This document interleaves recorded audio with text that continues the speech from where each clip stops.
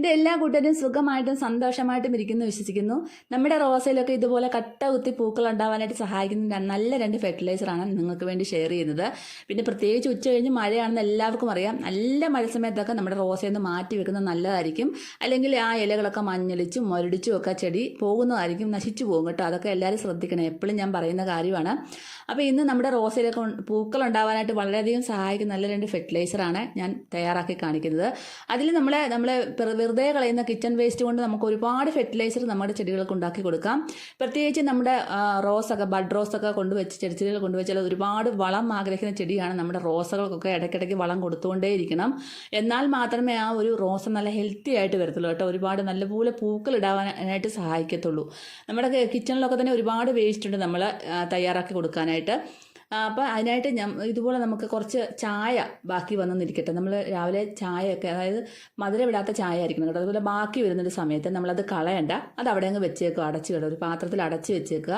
എന്നിട്ട് 1-2 ദിവസം പൊളിപ്പിച്ചതിന് ശേഷം അതിൽ 1-2 ലിറ്റർ വെള്ളം കൂടെ എക്സ്ട്രാ ഡൈല്യൂട്ട് ചെയ്തതിന് ശേഷം നമ്മുടെ ചെടികൾക്ക് സ്പ്രേ ചെയ്ത് കൊടുക്കുകയും ചോട്ടിൽ ഒഴിച്ചു കൊടുക്കുകയും ചെയ്യും. ഞാൻ അതൊക്കെ ഈ പെറ്റൂണിയയ്ക്കൊക്കെ ഇടയ്ക്കൊക്കെ കൊടുക്കാറുണ്ട്, ഇങ്ങനെ ബാക്കി വരുന്ന ചായയൊക്കെ ഡൈല്യൂട്ട് ചെയ്ത് കേട്ടോ.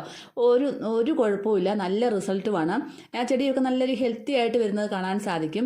അപ്പോൾ നമ്മുടെ തേയിലപ്പൊടിയൊക്കെ ചേർന്നിട്ടാണല്ലോ നമ്മൾ അത് ഉണ്ടാക്കുന്നത്. പിന്നെ പാല് നമ്മൾ വെള്ളത്തിൽ കലക്കി ഒരു അരക്കപ്പ് പാല് 1 ലിറ്റർ വെള്ളത്തിൽ കലക്കി ഡൈല്യൂട്ട് ചെയ്തതിന് ശേഷം ചെടികൾക്കൊക്കെ സ്പ്രേ ചെയ്ത് കൊടുക്കുന്നത് വളരെയധികം നല്ലതാണ്.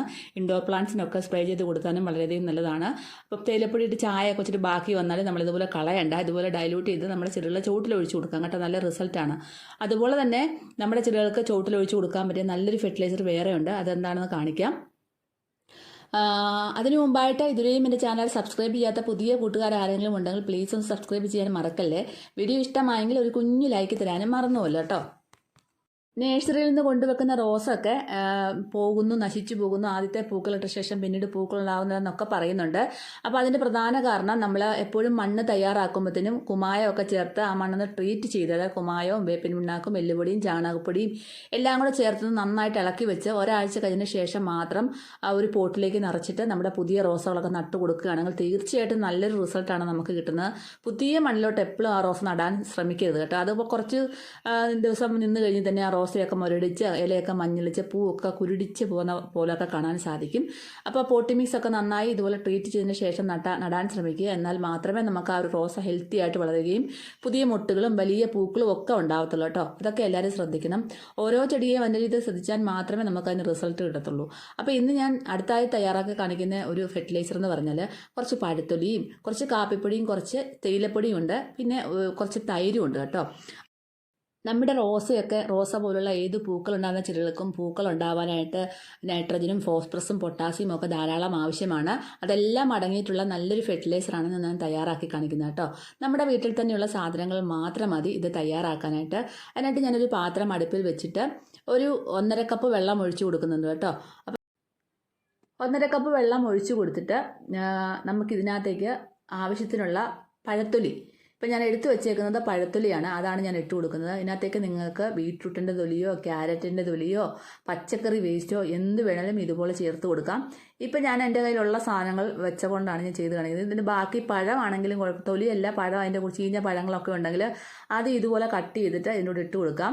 പഴത്തൊലി മാത്രമാണെന്ന് മാത്രമല്ല ഏത് കിച്ചൺ വേസ്റ്റും നമുക്ക് ഇതുപോലെ ചേർത്ത് കൊടുക്കാം. പച്ചക്കറിയുടെ വേസ്റ്റ് ഉണ്ടെങ്കിൽ നമ്മൾ ഇതുപോലെ ചേർത്ത് ഈ പഴത്തൊലിയുടെ കൂടെ ചേർത്ത് ഇട്ട് കൊടുക്കാം കേട്ടോ. നല്ല റിസൾട്ടാണ്, നിങ്ങൾ ചെയ്തു നോക്കാൻ മറക്കല്ല കേട്ടോ. എന്നിട്ട് ഇത് നന്നായിട്ടൊന്ന് തിളപ്പിക്കണം കേട്ടോ. കുറച്ച് നേരം നന്നായിട്ട് തിളപ്പിച്ചതിന് ശേഷമാണ് അടുത്ത സാധനം നമ്മൾ ഇട്ട് കൊടുക്കുന്നത്. അപ്പോൾ ഇതിനകത്തേക്ക് ഞാൻ അടുത്തായിട്ട് ഇട്ട് കൊടുക്കുന്നത് നമ്മുടെ തേയിലപ്പൊടിയാണ് കേട്ടോ. തേയിലപ്പൊടി എല്ലാവർക്കും അറിയാമല്ലോ, നല്ലപോലെ പൂക്കൾ ഉണ്ടാവാൻ സഹായിക്കുന്ന ഒരു ഘടകം തന്നെയാണ് തേയിലപ്പൊടിയിൽ. അതുപോലെ തന്നെ തേയിലപ്പൊടി വെറുതെ ഓരോ സ്പൂണും വീതം നമ്മുടെ ചെടിയുടെ ചോട്ടിൽ മണ്ണിനകത്ത് ഇളക്കി ഇട്ട് കൊടുക്കുന്നതും വളരെയധികം നല്ലതാണ്. കാപ്പിപ്പൊടിയും അതൊക്കെ ഇട്ട് കൊടുക്കാം കേട്ടോ. ഇതിപ്പോൾ നമുക്ക് എല്ലാം കൂടെ തിളപ്പിക്കുകയാണ് ചെയ്യുന്നത്. അപ്പോൾ ഇത് കറക്റ്റായിട്ട് കണ്ടിട്ട് അതുപോലെ തന്നെ നിങ്ങൾ ചെയ്ത് കൊടുക്കാൻ ശ്രമിക്കുക. അല്ലാതെ ഓടിച്ചെന്ന് കണ്ടിട്ട് ചെയ്ത് കൊടുക്കരുത്.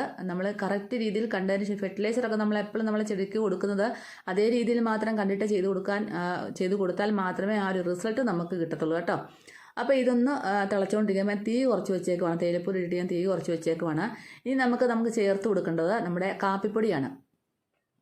കാപ്പിപ്പൊടിയും ഇതുപോലെ തന്നെ ഒരു സ്പൂണൊക്കെ നമ്മുടെ ചെടികളുടെ ചുവട്ടിലിട്ട് കൊടുത്താൽ വളരെയധികം നല്ലതാണ്. ചെടികൾ നന്നായിട്ട് പൂക്കാനായിട്ട് വളരെയധികം സഹായിക്കും. അപ്പോൾ ഇതും കാപ്പിപ്പൊടിയുടെ ചേർത്ത് കൊടുത്തിട്ട് നമ്മൾ നന്നായിട്ടൊന്ന് തീ കൂട്ടി വെച്ചൊന്ന് തിളപ്പിച്ചതിന് ശേഷം പിന്നീട് തീ കുറച്ച് വെച്ചിട്ട് 5 മിനിറ്റ് ഒന്ന് തിളപ്പിച്ചെടുക്കണം കേട്ടോ. നന്നായിട്ട് തന്നെ തിളപ്പിച്ചെടുക്കണം.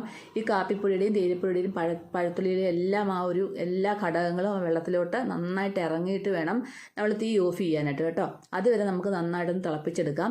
അത് പെട്ടെന്ന് തിളപ്പിച്ചിറക്കുകയല്ല ചെയ്യുന്നത്. 5 മിനിറ്റ് നല്ല തീ കൂട്ടി വെച്ച് തിളപ്പിച്ചതിന് ശേഷം 5 മിനിറ്റ് തീ കുറച്ച് അടച്ച് വെച്ചിട്ട് ഒന്ന് മൂടി വെച്ച് ഒരു 5 മിനിറ്റ് തിളപ്പിച്ചെടുക്കുക. അപ്പോൾ എല്ലാവരും ചോദിക്കും, ഇത് വേണമെങ്കിൽ വെറുതെ വെള്ളത്തിലിട്ടങ്ങ് കൊടുത്താൽ പോരെ എന്നൊക്കെ ചോദിക്കും. എങ്ങനെ വേണമെങ്കിലും കൊടുക്കാം. പക്ഷേ ഇത് ഇങ്ങനെ കൊടുത്തുകഴിയുമ്പോൾ കുറച്ചുകൂടെ റിസൾട്ട് നമുക്ക് കൂടുതൽ കിട്ടും. ഏത് രീതി വേണം നമുക്ക് മാറി മറിച്ചും ഒക്കെ ചെയ്യാം കേട്ടോ. അപ്പോൾ ഓരോ ഇതിലും ചെയ്ത് കൊടുക്കുമ്പോൾ അതിൻ്റെതായിട്ടുള്ള റിസൾട്ട് നമുക്ക് കിട്ടും. അതുകൊണ്ടാണ് കേട്ടോ. അപ്പോൾ ഇനി ഇത് നമുക്ക് തണുക്കാനായിട്ട് മാറ്റി വെക്കാം കേട്ടോ. തണുത്ത് കഴിഞ്ഞതിന് ശേഷമാണ്. അപ്പോൾ ഇത് ഇത്രയും ഉണ്ട്, കുറച്ച് വെള്ളമൊക്കെ വറ്റി നമുക്ക് ഇത്രയും കിട്ടിയിട്ടുണ്ട്. അപ്പോൾ ഇത് ധാരാളം മതി. നല്ലപോലെ അതിനകത്തെല്ലാം ഇറങ്ങി നല്ലതായിട്ട് നല്ല കളറായിട്ട് വന്നിട്ടുണ്ട് കേട്ടോ. നല്ലൊരു ഫെർട്ടിലൈസറാണ്. തീർച്ചയായിട്ടും എല്ലാവരും ചെയ്തു നോക്കാൻ മറക്കല്ലേ. അപ്പോൾ ഇത് നന്നായിട്ട് തണുത്തു. ഇനി നമുക്ക് ബാക്കി തൈര് ഏകദേശം 2 ടീസ്പൂണോളം തൈരുണ്ട്. അപ്പോൾ ഈ എപ്പോഴും ചൂടോടുകൂടി തൈര് ചേർക്കല്ലേ. ഇതുപോലെ തണുത്തതിന് ശേഷം മാത്രമേ ഈ വെള്ളത്തിലോട്ട് തൈര് ചേർക്കാവുള്ളൂ. ചൂടോടുകൂടി ഒരിക്കലും ചേർത്ത് കൊടുക്കല്ല കേട്ടോ. അപ്പോൾ തൈര് ചേർത്തതിന് ശേഷം നന്നായിട്ട് ഇളക്കിയിട്ട് നമ്മളിത് മൂടി വെക്കുക കേട്ടോ. ഇനിയിപ്പോൾ ഇത് ഒരു 2-3 ദിവസം കഴിഞ്ഞ് ഞാൻ എടുക്കുന്നുള്ളൂ. ഇപ്പോൾ 2-3 ദിവസം കഴിഞ്ഞ് എടുത്തു കഴിഞ്ഞപ്പം നന്നായിട്ട് പുളിച്ചു വന്നിട്ടുണ്ട്. അതുപോലെ തന്നെയല്ല നല്ലപോലെ ആ കളറൊക്കെ ഒന്ന് മാറി നന്നായിട്ട് വന്നിട്ടുണ്ട്. ആ ഒരു കടുപ്പത്തിലൊരു ചായയുടെ ഒരു കളറായിട്ട് വന്നിട്ടുണ്ട് കേട്ടോ. ഇനി ഇത് നമുക്ക് ഒരു അരിപ്പയിലോട്ടിട്ട് അരിച്ചെടുത്തിട്ട് ആ വെള്ളം മാത്രം ഒഴിച്ചു കൊടുക്കാം. എന്നിട്ട് നമുക്ക് ഡൈല്യൂട്ട് ചെയ്യേണ്ടത് എപ്പോഴും ശ്രദ്ധിക്കണം. ഇതുപോലെ കട്ടി തിക്കായിട്ട് നമ്മൾ ഒരിക്കലും കൊടുക്കരുത് കേട്ടോ. നല്ലപോലെ വെള്ളം ഡൈല്യൂട്ട് ചെയ്തിട്ടേ കൊടുക്കാവുള്ളൂ. അപ്പോൾ ഇതിനകത്തേക്ക് ഞാൻ ഒരു 1-2 ലിറ്റർ വെള്ളത്തോളം ഡൈല്യൂട്ട് ചെയ്യുന്നുണ്ട്. എന്നിട്ട് നന്നായിട്ടൊന്ന് നന്നായിട്ട് ഇളക്കി നല്ലപോലെ യോജിപ്പിച്ചതിന് ശേഷം ഓരോ ചെറിയ കപ്പ് വീതം നമ്മുടെ റോസാ ചെടികളിലും ഏത് പൂക്കളുണ്ടാകുന്ന ചെടികൾക്കും നമുക്ക് ഒഴിച്ചു കൊടുക്കാവുന്നതാണ്. അപ്പോൾ ഇത് നമ്മൾ ഇപ്പം മഴ സമയം ആയതുകൊണ്ട് തന്നെ നമുക്ക് വൈകുന്നേരം കൊടുക്കണ്ട. ഒരു രാവിലെ ഒരുമാതിരി വെയിലൊക്കെ ഉണ്ടല്ലോ, ആ ഒരു സമയം നോക്കി നമുക്ക് ഇതുപോലെ നമ്മുടെ ചെടികളുടെ ചുവട്ടിൽ ഒഴിച്ചു കൊടുക്കാം. നല്ല റിസൾട്ടാണ്. 15 ദിവസം കൂടുമ്പോൾ ഇതുപോലെ നമുക്ക് ഒഴിച്ചു കൊടുക്കുകയാണെങ്കിൽ ധാരാളം പൊട്ടാഷ്യം, കാൽസ്യവും, ഫോസ്ഫറസും, നൈട്രജനും എല്ലാം അടങ്ങിയിട്ടുള്ള ഒരു വളം തന്നെയാണ്. നമ്മുടെ ചെടികൾക്ക് ഇതെല്ലാം ആവശ്യമാണെന്ന് നിങ്ങൾക്കറിയാമല്ലോ. അപ്പം നമ്മുടെ റോസാ ചെടി ഒരുപാട് വളം ആഗ്രഹിക്കുന്ന ചെടിയാണെന്നും അറിയാം. അപ്പോൾ ഇങ്ങനെയൊക്കെ കൊടുക്കുന്നത് മൂലം നമ്മുടെ ചെടികൾ ഇതുപോലെ കുലകുത്തി പൂക്കളുണ്ടാവാൻ സഹായിക്കുന്നു. അപ്പോൾ എല്ലാവരും ഇത് ചെയ്തു നോക്കാൻ മറക്കല്ലേ. ആദ്യം കാണിച്ചാൽ നമുക്ക് ബാക്കി വന്ന ചായയും കാപ്പിയും ഒക്കെ ഉണ്ടെങ്കിൽ തന്നെ നമ്മൾ ഇതുപോലെ പുളിപ്പിച്ചെടുത്തിട്ട് നമ്മൾ 2 ദിവസം കഴിഞ്ഞിട്ട് ഇതുപോലെ വെള്ളം നന്നായിട്ട് ഡൈല്യൂട്ട് ചെയ്തതിന് ശേഷം നമ്മുടെ റോസാ ചെടികൾക്ക് കൊടുക്കുകയാണെങ്കിൽ നല്ല മാറ്റം കാണാൻ സാധിക്കും. ഈ 2 വളങ്ങളും നിങ്ങൾ ചെയ്തു നോക്കാൻ മറക്കല്ലേ. അതുപോലെ തന്നെ നമ്മുടെ ബോഗൺവില്ല ചെടികൾക്ക് നമുക്ക് ഇതുപോലെ കൊടുക്കാം. ചെടിയുടെ ചൂടൊക്കെ ഇളക്കി കഴിഞ്ഞതിന് ശേഷം ഒഴിച്ചു കൊടുക്കാം. അപ്പോൾ എല്ലാവരും ട്രൈ ചെയ്ത് നോക്കാൻ മറക്കല്ലേ. അടുത്തൊരു വീഡിയോ ആയിട്ട്